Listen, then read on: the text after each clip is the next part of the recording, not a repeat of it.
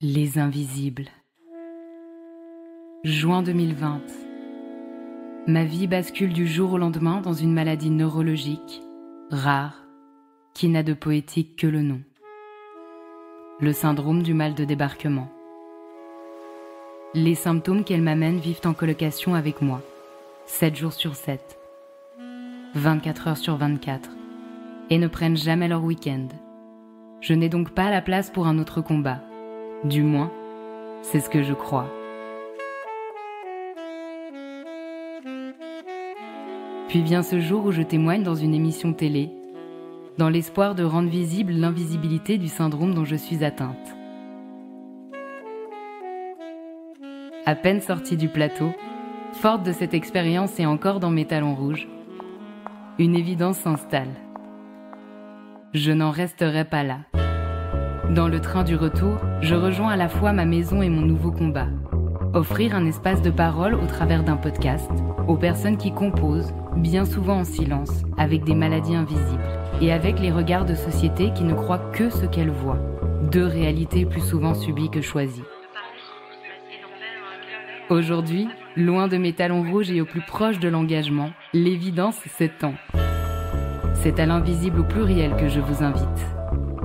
Ceux qui dans la chair, l'esprit et les sociétés se vivent, sans pour autant faire de bruit. Si comme le dit Antoine de Saint-Exupéry, l'essentiel est invisible pour les yeux, ici, on compte bien le faire entendre. Bonne écoute. Imagine-toi devoir partir avec une culotte de rechange dans ton sac à main, parce que pour parler cru, tu peux te chier dessus à tout moment. C'était le quotidien de Fanny avant qu'elle ne se tende la main, jusqu'à rencontrer ce qu'elle appelle se sentir en réémission. Ulcère sur le côlon, incontinence fécale, saignement, spasmes douloureux, glaires, elle est infirmière diplômée depuis seulement 1 an lorsque la rectocolite hémorragique se déclare. Alors qu'elle a 21 ans, son quotidien ne ressemble en rien à celui des autres. Et pourtant aujourd'hui, elle en est venue à bout de ses symptômes inconfortables, honteux, invalidants. Est-ce les médecines alternatives qui l'ont aidée, le traitement prescrit par son gastro-entérologue, sa grossesse, sa reconversion professionnelle dans le domaine du psychotraumatisme et du bien-être? Probablement un peu de tout ça. Probablement par l'observation globale de sa santé et non par spécialité. J'avais besoin de comprendre ce que cette maladie racontait de moi, me confie-t-elle dans son témoignage. Cette maladie qui semblait avoir des choses à dire, Fanny sait les raconter. Depuis qu'elle est devenue sa priorité, Fanny est sa propre accompagnante. Et les culottes, de leur côté, restent sagement rangées dans son armoire. Hello Fanny! Bonjour Tamara. Comment vas-tu aujourd'hui? Eh ben aujourd'hui je vais bien et ça fait du bien. Yes, trop bien! C'est cool d'arriver comme ça dans Ouais, un épisode de podcast. ouais. Et toi, comment vas-tu? Écoute, ça va. Franchement, autant c'est une période compliquée au niveau symptômes, autant au niveau moral, là, je me suis réveillée avec la banane. On a eu un live hier soir, avec Mickaël, sur le couple et la maladie sur Instagram qui était absolument incroyable et du coup, ça a donné la pêche. Yes, ça c'est chouette. C'est clair. Donc, toi, Fanny, tu vis avec une rectocolite hémorragique. Et oui, c'est ça, hein, faut bien ouvrir la bouche pour bien articuler, tellement c'est compliqué. C'est ça, en fait, c'est considéré dans la catégorie des MICI, si je me trompe pas, donc MICI, qu'on appelle maladie inflammatoire chronique de l'intestin. Moi, je connais bien aussi ça parce que je vis avec un SIBO. Est-ce qu'il y a un anagramme aussi pour la rectocolite hémorragique ou pas? Oui, il y en a un, heureusement. C'est RCH pour RCH. rectocolite hémorragique. Parfait. On utilisera peut-être l'anagramme durant le podcast pour pas trop fourcher. Exactement. Alors, est-ce que tu peux me raconter qu'est-ce que c'est la RCH? Ouais, alors c'est une maladie qui touche le côlon. Donc en fait, peut-être revenir aux MICI. En fait, les MICI, ça regroupe 2 maladies, les 2 grandes maladies qui sont entre autres Crohn et la rectocolite hémorragique. Crohn peut toucher tout l'intestin, donc c'est-à-dire de la bouche jusqu'à l'anus, alors que la rectocolite hémorragique, le nom est dedans, hein, ça touche que le côlon. Alors, le que veut pas forcément dire que c'est moins pire. Voilà, alors l'expression est pas jolie, moins pire, mais voilà, il faut vraiment pas s'y tromper. Parfois, il y a des petites batailles entre les Crohn et les rectocolites en disant ouais, moi je suis bien content d'avoir un Crohn parce que au moins j'ai pas des problèmes type notamment parce que la problématique des rectocolites, c'est les problématiques notamment de diarrhée, de selle, d'incontinence fécale où on peut sur des épisodes de crise ne plus réussir à retenir ces selles en fait tellement elles sont liquides liées aux problématiques d'ulcères sur le côlon. Mmh. C'est intéressant parce que quelque part, l'incontinence, c'est vraiment quelque chose, qu'on a tendance à étiqueter aux personnes âgées ou aux très jeunes enfants. Oui, oui, tu as raison de le préciser et alors bon, c'est pas une incontinence liée à une problématique musculaire, hein, c'est vraiment une incontinence liée au fait qu'il y ait des ulcères sur le côlon. Et l'objectif du côlon pour un adulte sain, enfin un humain sain, c'est de fabriquer les selles qui vont devenir de plus en plus solides parce que l'eau contenue dans les selles va être réabsorbée par le côlon selon les besoins du corps. Et puis en fait, au fur et à mesure de l'avancement des selles dans le côlon, elles vont se solidifier. Ce qui fait qu'après, on est en capacité, bien, quand ça arrive dans ce qu'on appelle l'ampoule rectale, d'être en capacité de garder ces selles. Sauf que comme le côlon est malade en cas de RCH, eh bien les transports en fait, enfin la récupération de l'eau par le corps au fur et à mesure de l'avancement des selles, se fait pas bien puisqu'il y a l'ulcère, il y a les saignements, il y a les glaires, etc. Ce qui fait que quand ça arrive au niveau de l'ampoule rectale, c'est pas des selles qui sont solidifiées, donc c'est compliqué de les retenir. Et dans rectocolite hémorragique, il y a aussi l'idée que il y a des coliques. Le it, c'est inflammation, mais on a aussi des coliques, et les coliques, ce sont des spasmes du côlon. Et s'il y a un spasme et malheureusement des selles qui sont pas bien formées, eh bien voilà, ça fait ce qu'on appelle une incontinence. Et c'est pas une histoire d'âge pour le coup. Mmh. Et je crois que l'incontinence du coup, les diarrhées, c'est pas, les seuls symptômes en réalité? Non, bien évidemment, c'est pas les seuls symptômes. Disons que ce sont les pires et ceux qui marquent vraiment quand on est atteint de cette maladie-là, parce que c'est ça qui va vraiment gêner dans la vie sociale de tous les jours. Mais les autres symptômes, c'est souvent justement les coliques, les spasmes du côlon, les douleurs de ventre qui sont vraiment insupportables. Enfin, moi, j'ai vraiment un souvenir, un très, très gros souvenir qui a été très marquant, sur mon parcours, donc il y a de nombreuses années. C'était on est en 2023, donc c'était il y a à peu près 10 ans. Ah mais non, mais qu'est-ce que je dis? Non, non, beaucoup plus, il y a exactement 14 ans. 14 ans, si je suis précise. Il y a 14 ans, il y a vraiment cet événement-là qui m'est arrivé, où j'avais ces spasmes très importants au niveau du ventre, donc avec la sensation ou l'impression d'avoir, envie d'aller à la selle, sauf qu'en fait, il y avait rien. Il y avait rien parce qu'en fait, il y avait pas de selle à sortir. Sauf que j'ai été pliée en 2 et tellement pliée en 2 que je me suis retrouvée en fait à presque m'écrouler dans mes toilettes et à devoir ramper pour sortir de mes toilettes et en fait à appeler mon compagnon de l'époque pour qu'il vienne m'aider à me relever parce qu'en fait, j'étais incapable de me mettre debout tellement le spasme en fait me faisait, me plier en 2. Et moi, la solution que j'ai trouvée pour gérer mes spasmes, il y avait que ça qui fonctionnait vraiment bien, c'était de prendre un bain très, très chaud. Mais j'étais, à ce moment-là, incapable, de me rendre jusqu'à ma baignoire alors que j'avais, 5 mètres à faire, quoi. Donc voilà, un des symptômes, vraiment, les plus visibles ou les plus handicapants, avec ce type de maladie. Mmh. Mmh.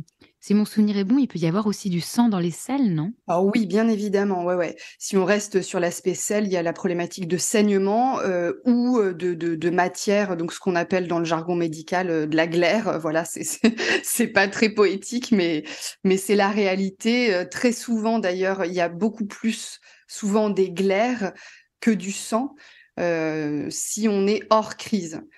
Voilà, la glaire est là dans les selles parce que le côlon est pas très sain.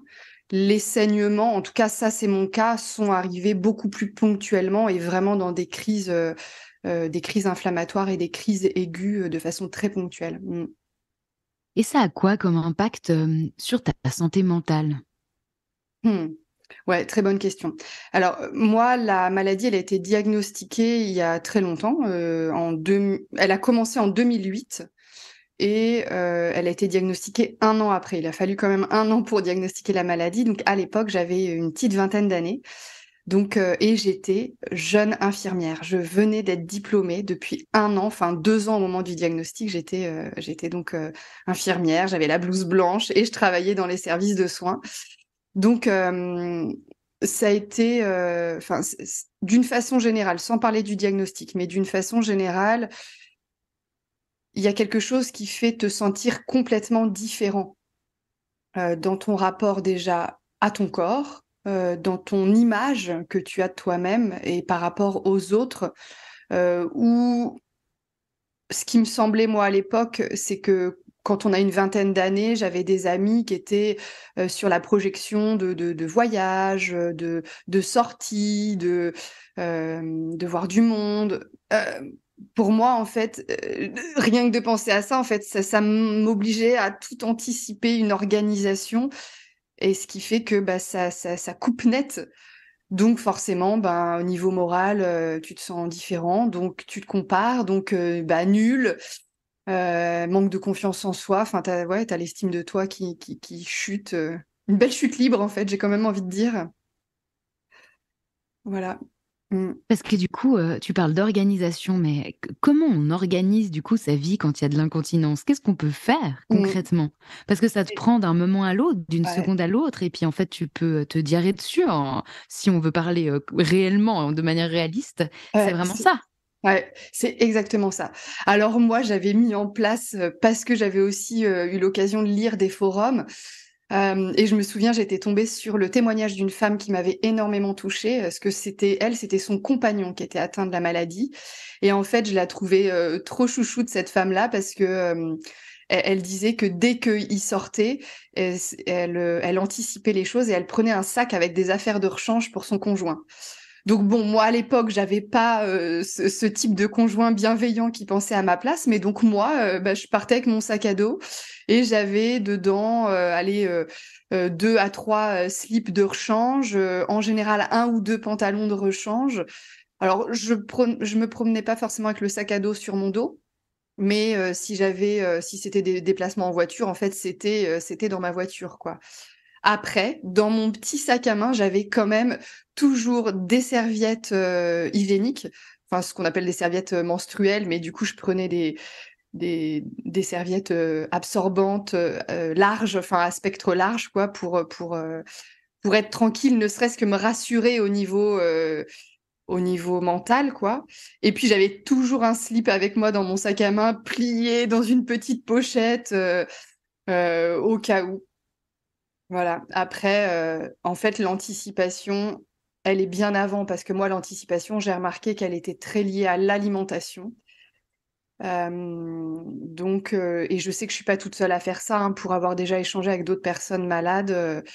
Je sais qu'il y en a qui s'empêchaient de manger avant des sorties. Alors moi, c'était pas mon cas, mais moi, j'ai complètement retiré de mon alimentation le gluten, le lait de vache et tous les aliments irritants. Donc les agrumes, les fruits crus que je mangeais plutôt cuits, ou je mangeais que des fruits de saison. Je mangeais plus de tomates, je mangeais plus de poivrons.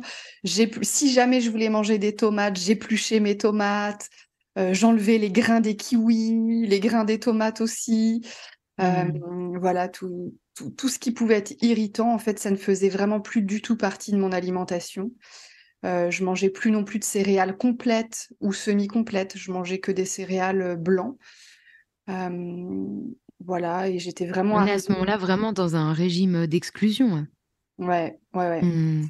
Ouais, ouais, et ce régime-là, je l'ai fait pendant une année parce que, en effet, tu vois, pour faire lien avec ce que tu dis, bah, avec les problématiques d'incontinence, en fait, c'est arrivé très vite. C'est-à-dire que moi, la première année où on a cherché pendant un an avec mon médecin ce qui m'arrivait, bah, c'est compliqué, donc tu tâtonnes, c'est pas hyper clair. Deuxième année, diagnostic, donc là, moi, j'ai beaucoup lu, j'ai beaucoup fait le lien aussi avec ce que j'avais appris pendant mes études d'infirmière. Et comme je me suis aussi engagée dans des accompagnements dits de médecine douce, voilà, ça a été très clair. En fait, quand tu as un nom, l'avantage, il y a un diagnostic, c'était plus facile que l'année d'avant où je galérais. Et en fait, là, bizarrement, est-ce que c'est parce que le diagnostic a été posé? Je sais pas, mais je suis vraiment rentrée dans un cycle où j'ai l'impression que la crise de la maladie, elle s'est jamais arrêtée. Donc oui, je suis rentrée dans un régime d'exclusion, mais qui pour moi était vital en fait, hein. Mmh. Vital pour mieux vivre au quotidien. Mm. Quand tu as été, diagnostiquée, tu as été entendue dans justement tes symptômes, l'impact de la maladie, sur ton quotidien? Pas du tout. Mon gastro-entérologue, il m'a dit bon, alors c'est super, vous avez pas un Crohn, vous avez une rectocolite. Mais sauf que toi, ton cerveau, il garde le c'est super. Sauf qu'après, tu dis mais c'est super, mais il y a quoi super en Ouais. fait? Il y a rien de super. Et la deuxième chose qu'il m'a dit, c'est surtout ne regardez pas sur Internet pour ne pas vous faire peur. Et toi, qu'est-ce que tu retiens? Tu retiens le mot peur. Internet! Voilà. Et là, du coup, j'étais le genre bonne élève à l'époque, donc j'ai tenu genre un mois, et puis il m'avait dit, bah, on se revoit dans 3 mois. Et en fait, j'ai craqué, j'ai regardé sur Internet, et là, oh, panique à bord, parce que je suis tombée sur plein de témoignages, sur le fait aussi qu'il n'y avait pas de solution, sur le fait qu'il fallait, entre guillemets, que tu n'avais pas le choix, fallait démarrer sur des traitements, puis si le traitement marchait pas, fallait passer aux autres traitements de plus en plus lourds. Donc, en tant qu'infirmière, les traitements, je les connaissais bien. Je connaissais aussi très bien les effets secondaires. Donc, je me suis retrouvée vraiment dans un gros dilemme. Et donc, là, je me suis dit, bon, eh bien, il y a que moi. Puisqu'autour de moi, finalement, les gens connaissaient pas. Alors, mes amis infirmiers, ils connaissaient bien, mais je crois qu'ils fermaient leur bouche parce qu'ils se disaient, oh là là, Fanny, elle a un diagnostic de fou. Mes proches qui n'étaient pas dans le milieu médical, ça leur parlait pas. Et puis de toute façon, bah tu sais bien, hein, c'est une maladie invisible.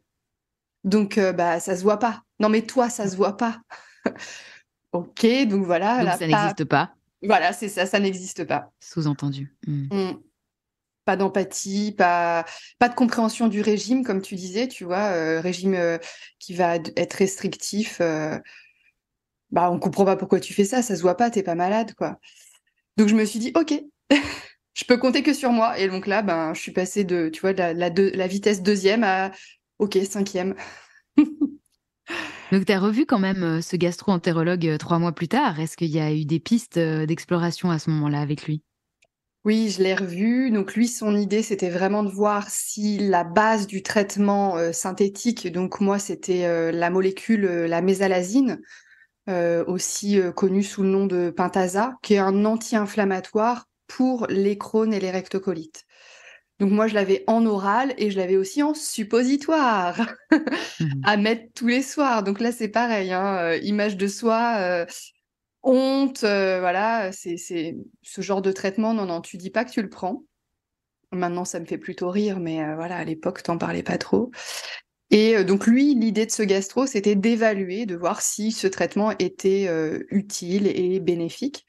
Alors que moi, je suis arrivée avec plein de questions et avec le fait que j'avais repéré que de manger sans gluten, sans lait de vache et sans aliments irritants, ça me diminuait une partie des spasmes intestinaux et je m'étais trouvée vraiment améliorée. Et là, quand j'ai dit ça, il m'a dit, mais n'importe quoi, c'est pas vrai, vous faites n'importe quoi, vous allez vous désocialiser en mangeant comme ça. Bon, J'ai honte pour ces médecins, j'ai vraiment honte. ouais. Bah alors lui, je crois qu'il avait pas une once de honte, hein. C'est ça, c'est qu'on porte leur honte. Ouais.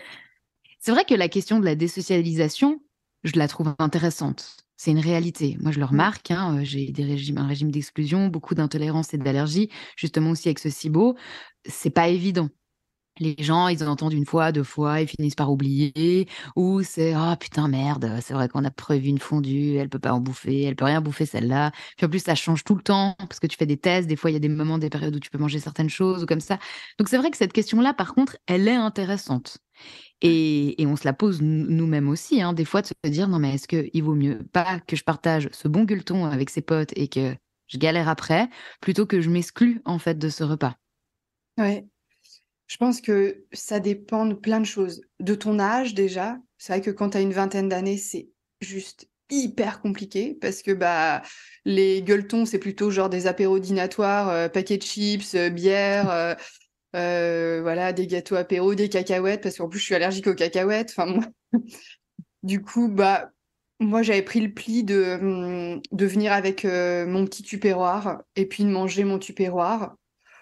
Alors, ce qui était rigolo, c'est que parfois ça passait parce que du coup, j'avais les filles de l'entourage qui disaient: «Ah, mais toi, c'est sain ce que tu manges». Donc en fait, limite, il fallait que je partage ce que j'avais apporté parce que c'était: «Ah non, mais toi, t'as raison». Mais il y avait aussi en effet parfois le ras-le-bol en fait de se dire: «Bah, je suis obligée d'anticiper, de préparer». Aujourd'hui, je trouve que moi, c'est plus ça. Pourquoi? Parce que, ben, il s'est passé, 10-15 ans et aujourd'hui, j'ai aussi complètement changé de réseau amical et aujourd'hui, mes amis, ils le savent et ils font attention. Après, je suis moins restrictive. Aujourd'hui, il y a que le sans gluten et lait de vache, liquide. Je veux dire, s'il y a du beurre, ça passe, quoi, ou la crème, ça passe. Mmh. C'est vrai que quand on parlait aussi de la vingtaine où c'est compliqué à ce moment-là d'avoir certains régimes, moi j'ai plusieurs fois pensé aussi à la question financière. Je me rappelle, qu'à midi, j'avais entre 5 et 10 francs, alors, c'est à peu près entre 5 et 10 €, voilà pour manger et en fait, du sans gluten, sans lactose, c'est souvent hyper cher en fait et je me dis: «Mais ça aurait pas été possible à cet âge-là?» En fait, la mauvaise nourriture, nourriture industrielle, bas de gamme, bah, c'est la moins chère en Mmh. réalité. Donc il y a aussi cette question financière quelque part et qui peut perdurer, quand on est adulte et qu'on a des difficultés financières aussi. Ouais.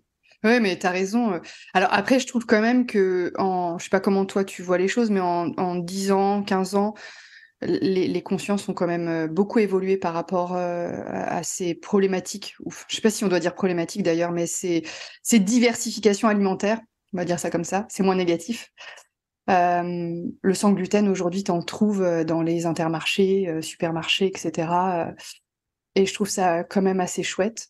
Au niveau des tarifs, je trouve que ça s'améliore. Voilà, c'est finalement, je sais pas, aujourd'hui, tu trouves des galettes de riz à 0,85 centimes, tu vois?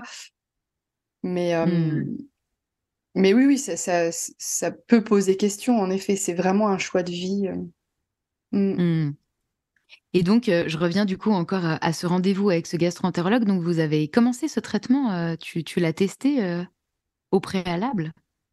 Tu parles du de la molécule, du Pentasa? Exactement, ouais. Alors oui, oui, bien évidemment, parce que j'avais mes 2 casquettes, voilà, j'étais OK, je suis une malade, mais j'étais aussi infirmière, donc voilà, je sais aussi, le bénéfice de notre médecine aujourd'hui. Vu les symptômes, c'est quand même pas anodin, de saigner, quand tu vas à la selle, c'est quand même pas anodin. Moi, j'avais tendance à dire, hein, le petit truc rigolo, ça fera peut-être rire, certains ou certaines. Je disais, «Non, non, mais en fait, monsieur, madame, tout le monde, quand ils vont à la selle, ils sont soulagés.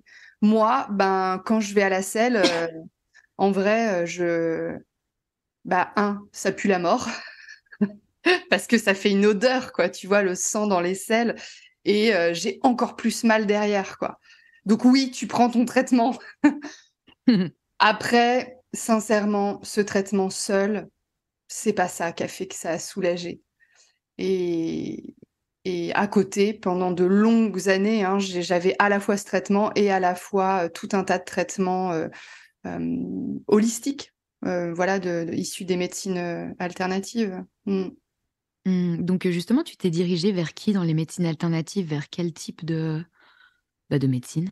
Ouais, alors j'ai fait plein de choses parce que genre 48 heures après le diagnostic, je crois que j'ai été consultée en disant OK, ça y est, j'ai ça, il y a le nom qui est posé, on va chercher. Donc j'ai fait de la kinésiologie pour aller comprendre au niveau de la mémoire cellulaire et puis j'avais aussi besoin de tester avec la kinésiologue les aliments qui étaient adaptés, pas adaptés.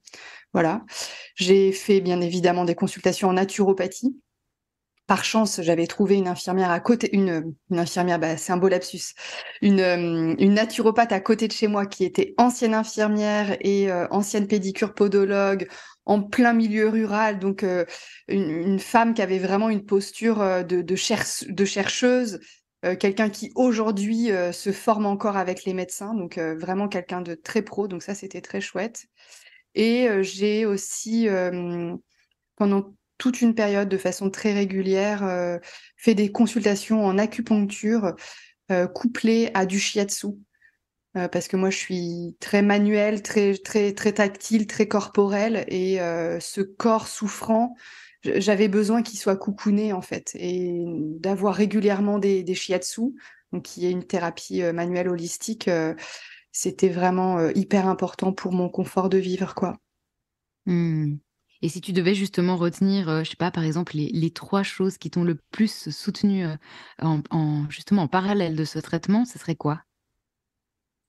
Je pense que de trouver une naturopathe qui a vraiment une vision holistique, c'est très intéressant parce que, il y a une démarche aussi, pédagogique, je pense, avec, certains et certaines naturopathes. C'est pour ça qu'il faut vraiment trouver la bonne personne, où, on va pas juste consulter et puis on repart avec une ordonnance de compléments alimentaires, mais il y a plus tout un travail de, gestion, des courses, des recettes, des ingrédients, voilà. Donc ça, je trouve ça bien. Après moi, je suis aussi très branchée médecine chinoise parce que je me suis aussi formée au shiatsu pour le coup. Donc moi, la médecine chinoise, elle m'a vraiment portée, donc avec l'acupuncture et le shiatsu. Parce que la médecine chinoise, moi, elle m'a offert une façon de voir plus large et plus préventive dans la gestion de la maladie et de la vie. C'est une médecine qui est très reliée aux saisons aussi. Et je sais que moi, elle m'a vraiment reconnectée en fait moralement au cycle des saisons et que l'hiver, c'était OK de le passer et l'automne, c'est aussi OK de la passer parce que à l'époque, atteinte d'une rectocolite hémorragique, dès qu'il y avait l'hiver qui arrivait, la pluie, le froid, le vent, ça démultipliait les symptômes, quoi. J'étais encore moins bien. Voilà, à l'époque, j'avais envie de déménager en Espagne pour pouvoir aller mieux, quoi. Mmh. Ça me parle beaucoup ce que tu dis là maintenant parce qu'en ce moment en Suisse, il fait vraiment un temps, terrible et ça a un impact sur les symptômes, mais de manière tellement violente et je me dis: «Mais qu'est-ce que je fous là, punaise?» Oui, oui. Et tu vois, la médecine chinoise, elle explique très, très bien.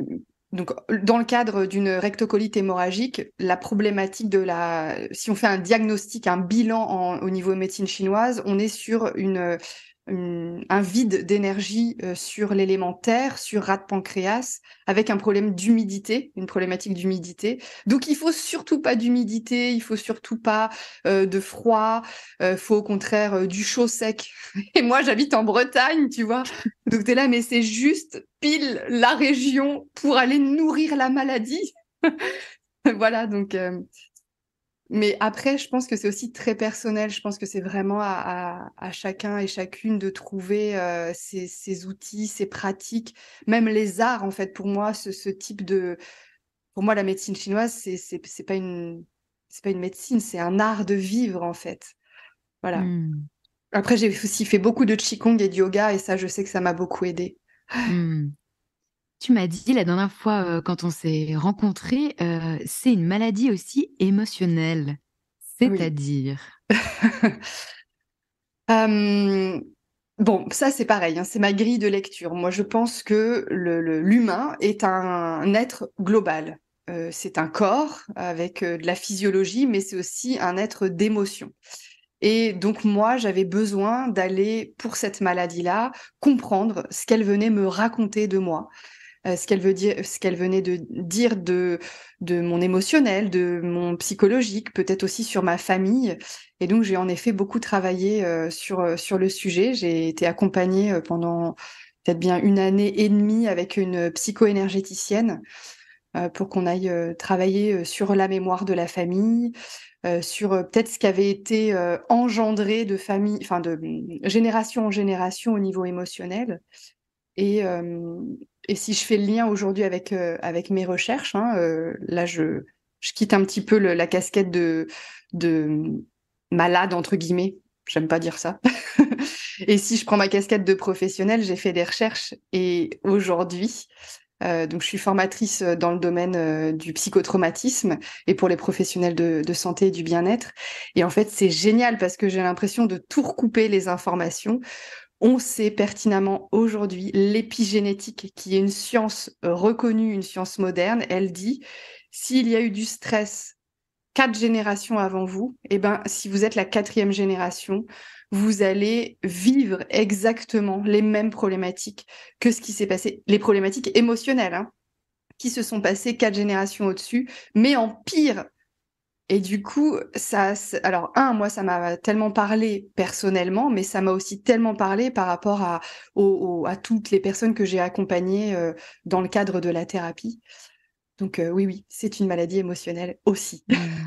C'est intéressant et en même temps, moi, j'ai toujours, comment dire? J'ai du mal alors avec les personnes qui seraient, de ce côté à dire, «Non, mais de toute façon, c'est que dans sa tête, c'est que émotionnel, faut juste qu'elle gère son stress et ça passera». Parce que pour le coup, on a vu qu'on pouvait être dans des phases de vie, sans aucun stress et puis avoir des symptômes très hauts et ça n'avait pas d'impact. Donc, je trouve que c'est intéressant de se dire qu'on n'est pas forcément toujours responsable aussi de ce mode de vie, de ce stress et puis comme tu dis, ça peut venir de bien plus loin. Par contre, c'est vrai qu'on n'oserait pas dire ça, à un médecin, allopathe, lui dire: «Écoutez, il y a 4 générations, il y a des gens qui ont souffert de traumas et je suis en train de les vivre maintenant».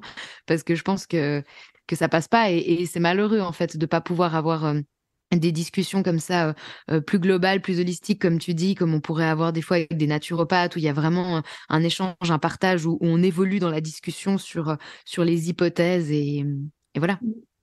Mmh. Mais tu as entièrement raison et c'est là où pour moi il faut vraiment différencier les choses, c'est-à-dire que c'est pas une maladie où on serait peut-être hystérique, comme le disait Freud, ou c'est pas du psychosomatique, dans le sens où on ne sait pas créer là, dans cette vie présente, la maladie liée à un stress ou à de la colère qu'on aurait enfouie, parce que c'est un peu trop facile en effet, et tu as tout à fait raison d'appuyer là-dessus. Non, on se crée pas une rectocolite ou un SIBO ou, tu vois, une maladie neurologique, juste entre guillemets parce que on aurait de la colère enfouie, ça c'est trop facile. Par contre, de prendre en compte cette dimension qui va au-delà de ta vie. Tu vois, encore une fois, l'épigénétique, c'est pas une médecine douce, c'est pas un art ou une philosophie, c'est une science Mmh. aujourd'hui qui est reconnue au même titre que la science des virus, la science des microbes ou les neurosciences, par exemple. On est aujourd'hui en capacité d'utiliser un scanner et de dire, ah oui, là, on voit on repère dans le corps ce qui se passe. Et là, pour même être un peu plus exact, hein, l'épigénétique, c'est une histoire de marqueurs sur les gènes. Donc les scientifiques, les chercheurs sont capables de repérer qu'il y a un marqueur rajouté ou un marqueur manquant. Les expériences ont été faites sur des rats. Enfin, franchement, c'est vraiment hyper intéressant. On peut trouver des TEDx sur le sujet. C'est vraiment à creuser, quoi. Alors après, de là à dire est-ce que la rectocolite, il y a un marqueur en moins, en plus, je sais pas parce que la recherche, elle en est pas encore arrivée là. Mais c'est pas une maladie émotionnelle dans le sens on se l'est créée parce que dans notre vie ici présente, on a été en colère et pof, on s'est créé une maladie et puis ah bien fait pour nous, on n'avait qu'à pas être en colère. Non, ça c'est trop simpliste. C'est bien Mais plus vaste. c'est bien plus vaste que ça, exactement. Mmh. Aujourd'hui, la maladie, est-ce qu'elle est encore bien présente dans ta vie ou un peu moins? Non, elle est plus présente. Alors, pour peut-être refaire un petit peu d'historique et puis peut-être donner de l'espoir aux personnes qui vont écouter cet épisode, moi, j'ai eu plusieurs années où vraiment j'ai eu comme un état de crise qui a duré 1 an, 2 ans, 3 ans, où j'ai l'impression que ça s'arrêtait jamais. Il y avait du saignement tout le temps, hein. Je crois que j'ai saigné pendant 1 an et demi. Il n'y avait pas une fois où j'allais pas à la selle sans saigner. Et puis, il y a eu des moments de rupture dans ce parcours de maladie à plusieurs moments, notamment un petit peu avant que je tombe enceinte, donc ce qui a permis de faire un projet grossesse. J'ai été tranquille après pendant toute la grossesse, donc ça c'était génial. J'étais mais dans une forme extraordinaire. Ça faisait des années, exactement, ça faisait 6 ans que j'avais pas été autant en forme. Merci les hormones. Les Hmm. œstrogènes sont puissamment anti-inflammatoires et dans mon cas, et c'est souvent le cas hein, dans les MIS-C, les symptômes diminuent. Donc voilà. Après l'allaitement, j'ai allaité derrière, donc ça m'a un peu couvert aussi. Et puis, quand mon fils a commencé à se diversifier et que l'allaitement était moins régulier, et ben, oh, c'est reparti. Voilà. Et puis c'est reparti comme ça, assez haut, comme j'avais l'habitude de gérer. Finalement, ça s'est tassé tranquillement pour un arrêt radical à une date anniversaire assez déconcertante en 2017. Et là, j'ai été tranquille pendant 4 ans pour ensuite... Alors, je me suis vraiment sentie guérie, hein. C'était vraiment ma sensation. Et d'ailleurs, je disais, j'ai eu. C'était plus fort que moi, quoi. Je disais, oui, j'ai eu une maladie, j'ai eu une rectocolite, je suis guérie. Voilà, c'était vraiment des mots que j'avais envie de dire.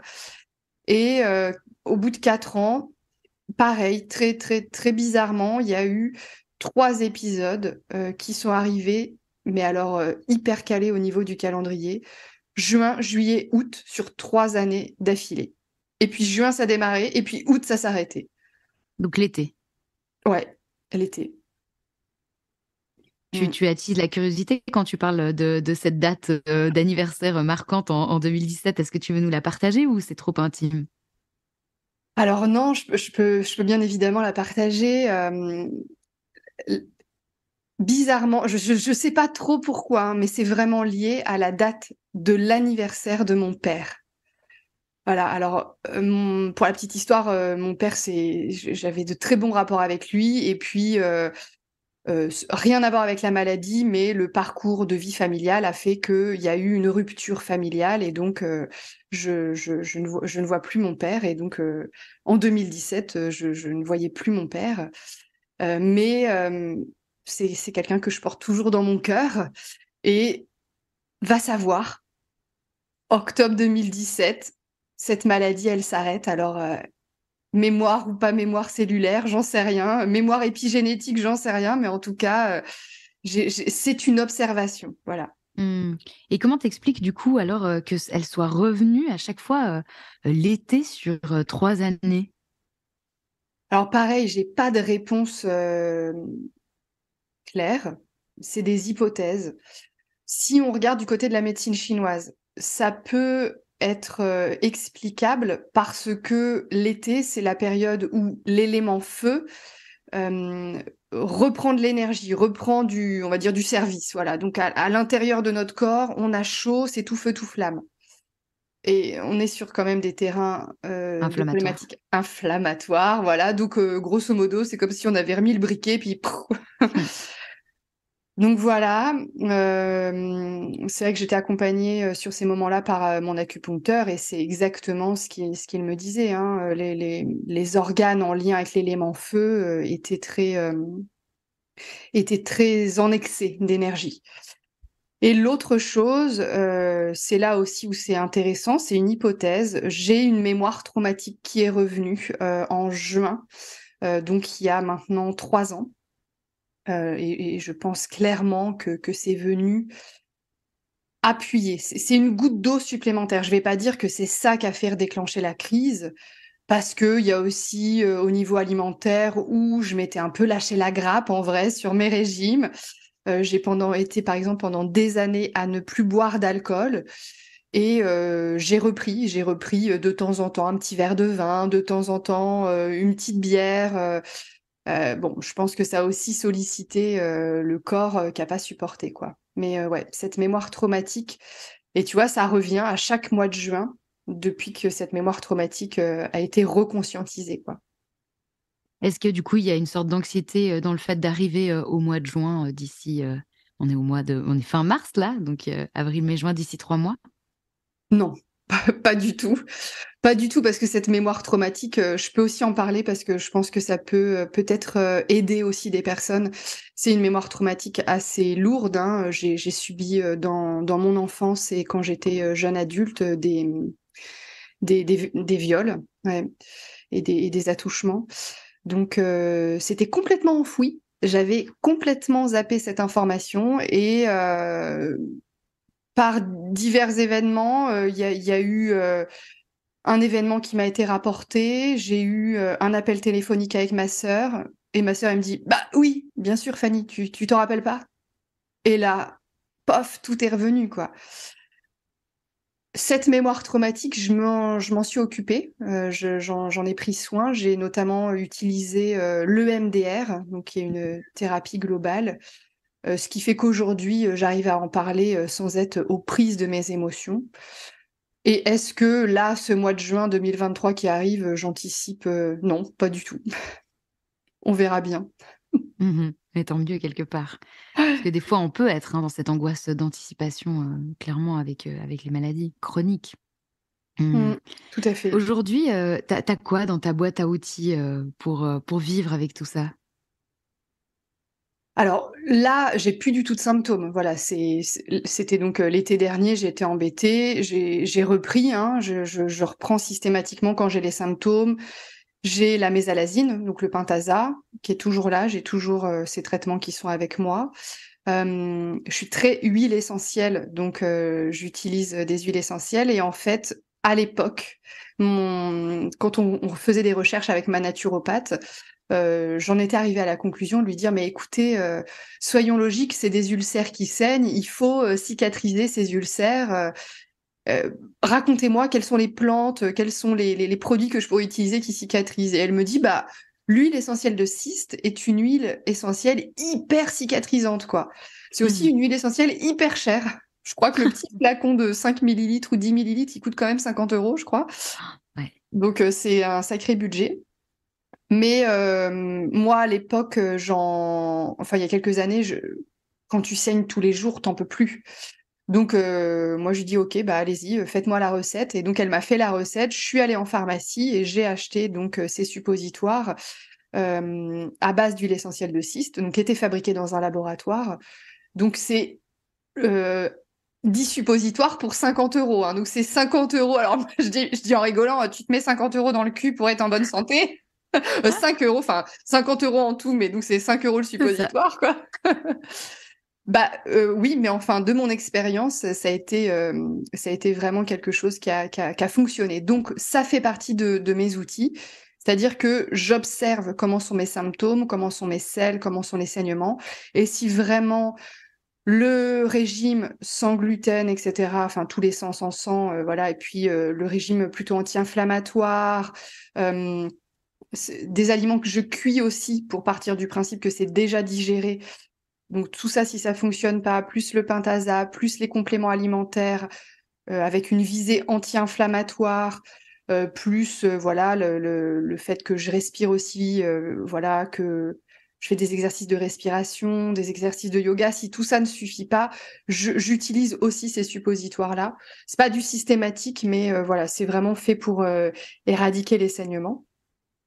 Puis dans ma boîte à outils, il y a ces outils, on va dire, global, qui font finalement partie de ma vie aujourd'hui, malade ou pas malade, en crise ou pas en crise, aujourd'hui, la méditation, le yoga, les huiles essentielles, une alimentation de base, une alimentation avec, les fruits et les légumes de saison. Bah, c'est ma grosse boîte à outils, mais, pour la vie, en fait. Mmh. Et je reviens un petit peu, tu disais que tu t'étais formée au shiatsu. Moi, j'ai le souvenir que du coup, donc comme tu le disais aussi avant, tu étais infirmière, puis tu es passée d'infirmière à entrepreneur, non? C'est ça. Tu pourrais nous expliquer pourquoi? Oui. Eh bien, il y a 2 choses. Déjà, quand j'étais étudiante infirmière, je crois que j'étais un peu, choquée par, la profession, où je me disais je croyais arriver dans un endroit, bienveillant, un endroit où on prend soin d'eux et en fait, je suis arrivée à l'usine où, j'enchaîne les soins, où j'ai pas le temps d'écouter, donc les patients, et où finalement il y a pas une vision globale de la santé, mais on voit un petit bout et on voit l'organe qui est malade. Voilà, où, on va dans un service spécialisé et on est juste spécialisé sur cette partie ou ce système corporel. Sauf que moi déjà, je comprenais déjà à l'époque pas trop ça. Je me dis: «Beh, mais ça se trouve, si on a un problème là-haut, c'est peut-être que le problème il vient d'en bas ou vice versa». Donc cette découpe me gênait déjà dans mes études et je crois que le fait, d'être, atteinte, d'une rectocolite hémorragique, quasiment en même temps où j'ai été diplômée, m'a vraiment, mis une grosse claque, dans la figure en me disant: «Beh, qu'est-ce que je veux en fait? Est-ce que je veux continuer à avoir un métier où je bosse en décalé, où, je vais au boulot en ayant mal au ventre, où je suis obligée parfois d'abandonner mon service et de courir aux toilettes parce que, j'ai une envie impérieuse qui arrive et que voilà, est-ce que, du coup, comme je suis rentrée dans une démarche, holistique, pour prendre soin de moi, du coup, je voyais aussi tout ce qui déconnait dans les services de soins et je me disais: «Bon, OK, ils sont complètement fermés et obtus». Donc ça a été un accélérateur, en fait. La maladie a été un accélérateur à la reconversion professionnelle. Avant tout parce que, un, j'avais envie d'être en cohérence avec moi-même, dans mon être et dans ce que je suis au monde et aussi parce que j'avais besoin de prendre soin de moi et franchement, le métier d'infirmière, c'est hyper dur. Un coup, tu te lèves de matin et tu bosses de matin, un coup, tu finis tard le soir et puis ça change comme ça tous les 2, 3 jours. Enfin, tu pas de rythme, c'est hyper compliqué pour dormir et j'imagine que tu connais ça aussi, mais moi, j'étais très, très fatiguée à l'époque, hein. Mmh. J'étais une grand-mère, quoi. J'avais besoin de sieste, je dormais 1 heure ou 2 par après-midi. C'était ingérable, clairement, avec, le rythme, et bizarrement, c'est cet endroit-là, dans ce métier-là, les collègues sont presque, pas capables, en fait, d'entendre que toi, tu es malade. Mmh. Tu vois, je me dis, on s'occupe de personnes malades et entre nous, déjà, on n'est pas capable d'accepter nos limites, nos troubles, nos arrêts de travail. Il y avait beaucoup de critiques. Donc, j'ai quand même fait pendant 8 ans ce métier, mais au bout de Au bout de 4 ans, tu as commencé à te reconvertir, non? ouais, c'est ça. En fait, au bout de 3 ans, je suis passée à un temps partiel pour, partir dans une formation et donc j'ai choisi le shiatsu parce que ça a été un gros coup de cœur quand j'ai, moi, reçu le shiatsu et quand j'ai, expérimenté, le fait de donner un shiatsu et donc ça a été 4 ans d'études et j'ai créé une association d'abord. Donc j'habitais dans un tout petit village de 900 habitants, donc je me sentais hyper à l'aise de créer une asso, d'ouvrir des cours donc de d'auto shiatsu qu'on appelle du do-in. Un do-in, c'est toute la pratique d'étirement et d'automassage sur les méridiens et points d'acupuncture. Pour faire très simple, ça ressemble beaucoup à du yoga. Parfois on appelle ça du yoga chinois, voilà. Et ça a été génial et j'avais été infirmière, en libéral sur, le secteur. Donc j'étais dans un secteur rural, donc j'étais déjà connue, donc je me sentais hyper à l'aise et en fait, ben, voilà, progressivement, d'association, c'est poser la question de créer, donc mon entreprise. Ce que j'ai fait et puis je me suis retrouvée pendant plusieurs années à travailler en tant qu'infirmière et avoir mon entreprise avec mon cabinet de shiatsu, mes cours de Do-in et puis, ben, il y a eu cette bascule à un moment donné, au bout de 8 ans, où je me suis dit: «Voilà, ça y est, je suis arrivée au bout de ce métier, je lâche la blouse blanche, sans remords, sans regret, et avec, cette envie vraiment, d'offrir ma vision de la santé, aux Mmh. personnes qui venaient me voir». Moi, j'ai envie de te demander parce que c'est vrai qu'il y a beaucoup de personnes qui vivent avec des maladies qui ont envie de se lancer dans une activité indépendante parce que le travail salarial est trop pesant, n'écoute pas du tout, ne respecte pas leurs besoins. Comme tu dis, il y a des enjeux avec les collègues, les arrêts maladie et souvent les gens sont assez durs, hein, dans ce monde-là, du salariat. Et en même temps, donc il y a cette envie souvent, j'entends chez les gens et quelque part, il y a, bah, la réalité de la situation, comme tu nommais, la fatigue chronique, bah, les symptômes. Il peut y avoir, des difficultés financières, enfin, un peu ce package-là aussi. Est-ce que toi, tu aurais des conseils pour un peu, aider les personnes à se lancer ou en tout cas à avoir des petites idées sur comment avancer dans ce gros marasme quand, l'envie est là, mais que foncièrement dans la réalité, c'est compliqué d'imaginer, se reformer et créer son entreprise. Oui. Oui et puis, être entrepreneur et avoir une entreprise, ça demande beaucoup d'énergie. Je pense qu'en France, il y a comme une espèce de croyance à l'Eldorado, tu vois? Un peu comme, on pourrait imaginer, les personnes qui migrent, pensent que l'Eldorado est chez nous. Et ben, parfois, il peut y avoir, cet Eldorado que je rencontre beaucoup parce qu'aujourd'hui, j'accompagne les entrepreneurs du bien-être à créer leur activité et une activité qui soit rentable. Et je vois, quand même un beau pourcentage de personnes qui pensent que c'est l'Eldorado que de créer son activité parce que: «Oh, c'est trop génial, on pourra choisir nos horaires». Donc non, quand même, ça demande, beaucoup de travail.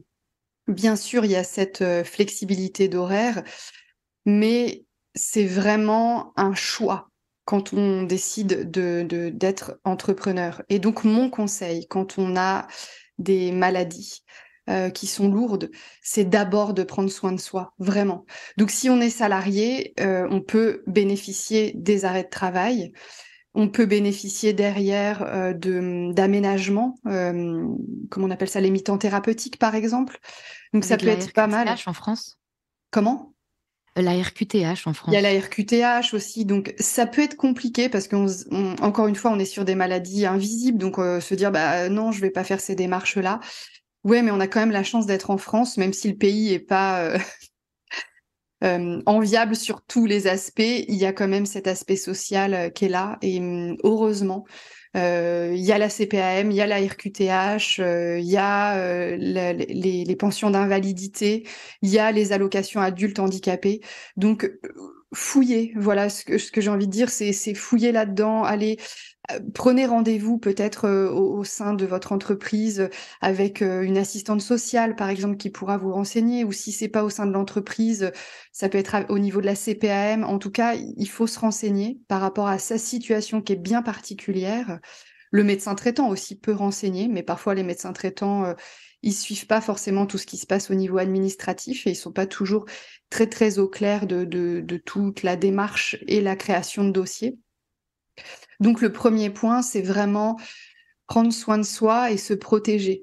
Ne pas se dire, «OK, je suis malade, je vais quitter mon salariat, je vais bénéficier du chômage et puis, ça se verra pas, je vais me lancer à mon compte», parce qu'on sait jamais finalement, hein. La preuve, hein, moi en 2017, je disais, «Voilà, je suis guérie, j'y crois». Bah oui, mais bon, mine de rien 4 ans après, 3-4 ans après, pof, c'est revenu. Alors épisodique certes, mais voilà, il y a eu quand même 2 épisodes 3 épisodes pardon, un peu lourds. Donc voilà et ensuite l'avantage, si les personnes, sont, accompagnées, reconnues avec ce statut, oui, de travailleur handicapé, oui, de pension ou d'aide, c'est que derrière, quand on rentre dans une démarche d'accompagnement par Pôle emploi, il existe aujourd'hui ce qui s'appelle Cap emploi et Cap emploi, c'est l'équivalent de Pôle emploi, mais pour les personnes reconnues comme travailleurs handicapés et c'est pas du tout le même accompagnement. Au sein de Cap emploi, ils prennent le temps, il y a vraiment une écoute et donc là, il peut tout à fait y avoir une démarche de reconversion professionnelle, de formation, de prise en charge même de formation au niveau financier, et d'accompagnement derrière, encore et encore, quoi. Mmh. Ouais. Et c'est intéressant, mais là, c'est vrai que c'était, bah, beaucoup là, ce que tu disais dans tes réponses, la question plus de la sécurité, de l'accompagnement, ce genre de choses. Si on est vraiment face à quelqu'un qui a quand même envie de tenter l'aventure, est-ce que là aussi tu as des clés un peu à lui transmettre? Oui, bien sûr, si la personne tente l'aventure, qu'elle le fasse en fait. À un moment donné, il faut aussi écouter son cœur et et puis ses tripes qui vont à un moment donné dire: «Mais si, vas-y». D'abord soi, encore d'abord soi, c'est-à-dire que, de mettre en place des rituels dans son quotidien. Alors quand j'entends rituel, c'est, ah bah, tiens, est-ce que par exemple tous les jours, j'ai besoin, de faire des exercices corporels pour déverrouiller mon corps? Est-ce que je sens que tous les jours j'ai besoin d'une sieste? Eh bien, il faut caler ça dans son planning. C'est vraiment vital, à la fois pour soi et pour son travail et il faut prendre ça, moi j'aime bien dire ça, il faut prendre ce temps-là comme si c'était ton travail. Tu es déjà en train de travailler, c'est déjà ça, être un chef d'entreprise. Être un chef d'entreprise, bah, c'est prendre soin de soi parce que, bah, toute l'entreprise, elle repose sur tes épaules à toi, quoi. Donc voilà, des rituels pour prendre soin de soi et ensuite, je pense vraiment, une organisation par thématique. Je sais pas, je vais prendre mon exemple parce que c'est ce qu'il y a de plus facile. Hem, je travaille, donc, dans le milieu du bien-être, avec, un accompagnement, formation et coaching. Donc voilà, j'ai mon cabinet et j'ai mes consultations, en coaching pour les entrepreneurs et puis j'ai mes formations. Donc c'est 3 pôles, on va dire. Et ben, dans mon planning, j'ai des jours dédiés à chaque thème, à chaque pôle, pour pas me disperser. Et je sais, que tel pôle va me prendre tant de temps. Donc, comme je sais que ça va prendre tant de temps, bah, j'organise, voilà, parce que au niveau de ma fatigabilité, par exemple. Voilà, ça peut être des petites Mmh. choses comme ça. Et puis ça peut être aussi le troisième conseil que je donnerais, c'est s'il faut, repousser, eh ben, on repousse et c'est OK. Rien n'est plus urgent que sa santé. Hem, avant ça, il faut poser sa sécurité et sa sécurité, c'est de combien tu as besoin par mois pour vivre. Donc, si un entrepreneur, il sait qu'il a besoin de, je sais pas, je dis au hasard, 1 000 € pour vivre, eh ben, ça veut dire que dans sa balance, il faut que, OK, là, j'ai besoin de 1 000 €, on est déjà à la moitié du mois, j'ai déjà fait 800 €. OK, bon, bah, il reste à gagner 200 €. Ça veut dire que si là, la maladie, elle prend de la place, eh ben, prends soin de toi et c'est ça qui est important. Voilà. Mmh. Je te remercie, c'est chouette d'avoir des exemples, des conseils très concrets comme ça. Je me permets, tu parlais tout à l'heure, de ta grossesse et de ton fils, donc j'imagine que tu as un enfant, hein, C'est conclusion un ça. peu facile, mais est-ce que tu as abordé, la maladie avec lui? Quel âge il Oui. a déjà? Alors aujourd'hui, il a 8 ans et oui, oui, bien sûr, j'ai abordé la maladie avec, lui, peut-être parce qu'il est né avec une maman infirmière, sa maman infirmière, elle pense que, il faut, parler du corps, parler de tout, qu'il y a pas de sujet tabou, est-ce que c'est le fait aussi d'avoir, eu ce qu'on appelle la maladie de la honte? Enfin, en tout cas, pour moi, il y a pas de tabou. L'idée, c'est juste de trouver le bon langage, le bon mot, la bonne façon d'expliquer en fonction de son niveau de compréhension. Donc quand il était tout petit, j'avais pas forcément le besoin de lui expliquer parce que j'ai été, sans symptômes du tout pendant 4 années. Donc voilà, ces 4 années, voilà. Mais je me souviens lui avoir dit: «Ah bah oui, c'est vrai, tu es pas au courant, mais avant que tu arrives, ben, j'étais malade, voilà, j'avais très mal au ventre, j'avais des saignements, et aujourd'hui, donc du coup, il m'a vue avec des crises, hein, il a aussi constaté, d'ailleurs, je repense à ça, cet été, un événement cet été, on était en visite, on était, du côté de la Dordogne, on était en train de remonter de nos vacances, c'était super, voilà, on est tombé dans un petit village hyper agréable. C'est improvisé un resto.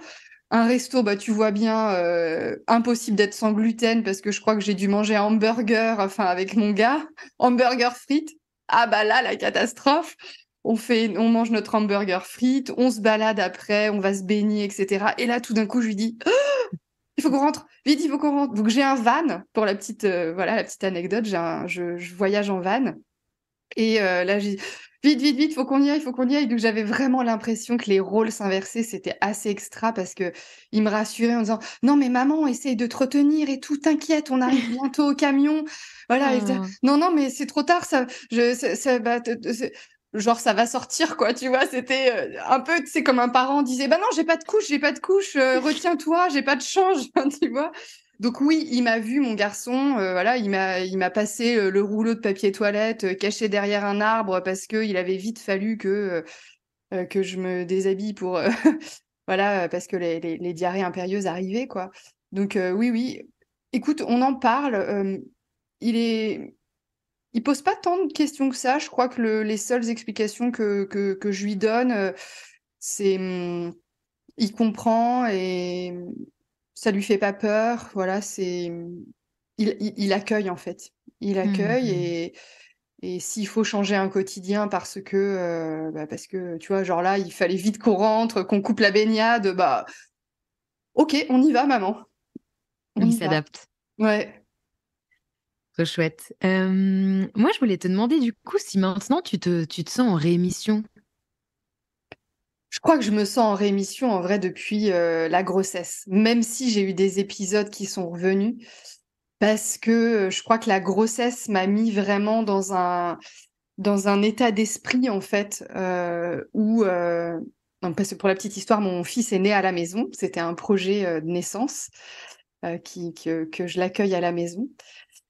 Et, euh, et en fait, quand t'enfantes ton bébé toute seule à la maison, là tu fais ah ouais quand même, je suis capable de ça. Ok, plus rien va m'arrêter. Donc quelque part, je me sens, oui, en réémission et en fait, ponctuellement, quand les crises, elles arrivent, comme par exemple ces 3 années de suite, là, où il y a eu ces 3 mois, à peu près 3 mois, hein, de symptômes, je me dis, OK, qu'est-ce qui s'est passé? Qu'est-ce qui a buggé dans ma physiologie ou au niveau psychologique? Et comment je peux prendre soin de moi encore mieux, encore plus, être au plus près de réellement mes besoins? Et pour moi, c'est un peu comme des petits clins d'œil qui fait, voilà, ne t'oublie pas, tu es la priorité. Mais oui, je me sens en C'est des rémission. signaux. Mm. Super. Moi, j'arrive sur les deux dernières questions. Est-ce que toi, avant ça, t'as envie de dire quelque chose qu'on n'aurait pas abordé ensemble? Bah écoute, non, vas-y, j'écoute tes questions. Ça Ça me marche. reviendra peut-être après. Alors, quel message tu souhaites faire passer aux personnes qui vivent avec une maladie invisible et à leur entourage? Mm. Ouais, c'est une belle question. Mm. Ce que j'ai envie de dire, c'est que la première chose, c'est encore une fois, hein, je crois que c'est vraiment le message, c'est vous êtes la priorité. Vous êtes la priorité et même si ça se voit pas, ne mettez pas un faux masque dans la société. N'essayez pas d'être à la hauteur, entre guillemets, hein, oui, il faut faire bien, faut paraître bien, faut aller bien.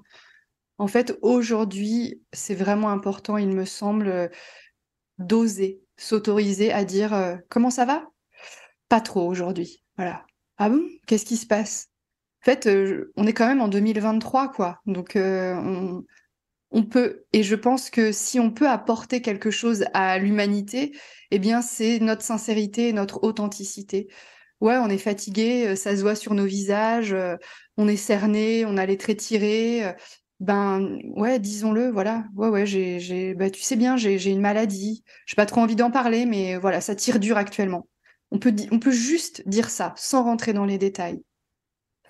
Et à l'entourage, c'est peut-être de se répéter presque tous les jours, s'il le faut, de dire ah oui, faut pas que j'oublie. C'est vrai que telle personne qui est proche de moi, je sais pas, mon mari, ma femme, mon enfant, ma sœur, mon frère, ma meilleure amie, elle a ou il a cette maladie et faut pas que j'oublie en fait, parce que elle ou lui, elle me le dit peut-être pas, mais elle a peut-être des douleurs tous les jours et elle vit avec et elle dit rien. Il ou elle a peut-être des symptômes qui font qu'elle perçoit pas du tout le monde comme moi je le perçois. Et ouais, je pense que c'est important de se le répéter. Parce que tout le monde est dans son quotidien, quoi, et dans sa tête et son mental, et on voit qu'avec notre prisme à nous, que notre paire de lunettes. Mais voilà, je pense, oui, l'entourage doit se rappeler. Ça prend pas longtemps, hein, juste se dire: «Ah oui, c'est vrai». Voilà. Mmh. Mmh. Et quel super pouvoir, t'a amené, cette rectocolite hémorragique? Je leur dis, c'est la dernière fois de l'épisode. Ouais, bien joué. Hem, J'en sais rien, quel super pouvoir.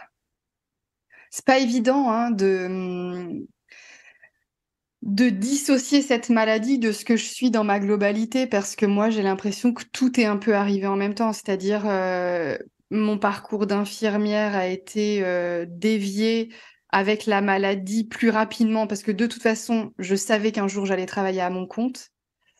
Donc peut-être que c'est ça, bah, tu vois, le super pouvoir, c'est peut-être un accélérateur à particules et c'est que finalement, bah, j'y vais en fait, je fonce.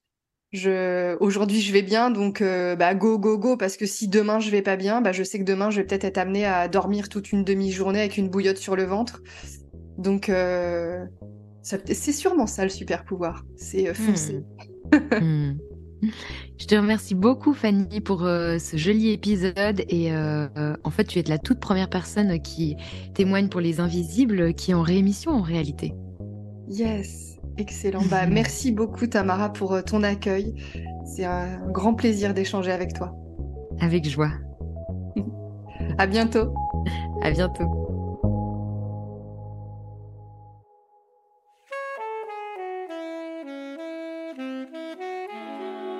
Merci de soutenir ce podcast en vous abonnant pour ne manquer aucun épisode et en lui donnant 5 étoiles sur vos plateformes d'écoute préférées. Rencontrez mes invités et découvrez tous les engagements de la communauté Les Invisibles sur le compte Instagram Les Invisibles Podcast. Ensemble, continuons à visibiliser l'invisible.